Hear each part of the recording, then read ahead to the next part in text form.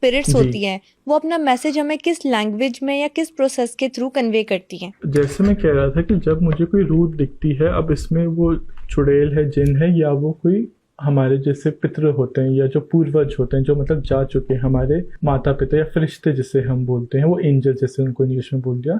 तो जो ancestor soul होती है वो आपको कभी भी डराती नहीं है, वो बेसिकली ज़्यादा से ज़्यादा आपकी टेंशन चाहती है।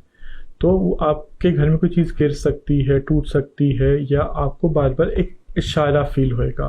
तो कैसा होता है ना, जब मैं अपनी आंख बंद करता हूँ तो मुझे ऐसा लगता है जैसे मैं कागज़ पे एक पूरी मूवी देख रहा हूँ, और वही चीज़ मैं फिर कागज़ पे पूरी स्टोरी, लास्ट वर्ड्स, लास्ट चीज़ें जो मुझे फील हुई है, दिखाई दी है, मैं उन सारी चीज़ों को लिख लेता हूँ। और जब मेरा क्लाइंट में से कनेक्ट करता है, मैं उनको एक ही बात बोलता हूँ कि मुझे ना आपसे कोई बैक क्वेश्चन चाहिए, ना कोई बैक स्टोरी चाहिए, ना कोई इन्फॉर्मेशन चाहिए।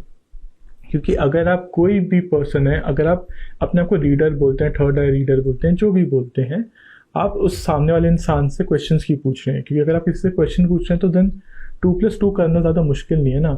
जब आपने अपनी पूरी स्टोरी ही बयान कर दी किसी के साथ, तो आपको ज़्यादा मुश्किल नहीं रहा उसको बताना कि अरे, जैसे कोई बोलता है कि मेरी वाइफ या माशूका छोड़ के चली गई, तो वहाँ पे जो पंडित जी या जो भी होते हैं वो उनको ज़्यादा जोड़ने में मुश्किल नहीं होएगा ना कि अरे हाँ आपकी वाइफ आपको छोड़ गई।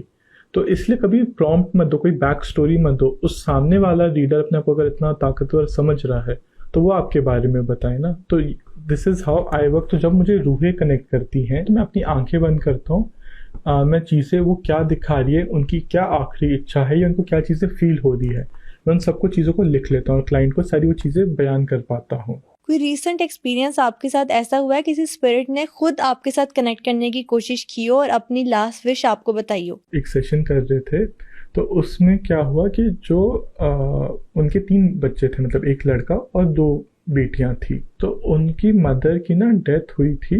जो जैसे हम कहते हैं वैष्णो देवी जब जा रहे थे ना, यहाँ पे एक बहुत बड़ा माता का स्थान है वो।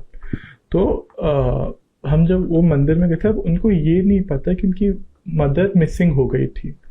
तो उनको आज तक ये नहीं पता चल पाता कि उनकी मदर के साथ हुआ क्या है।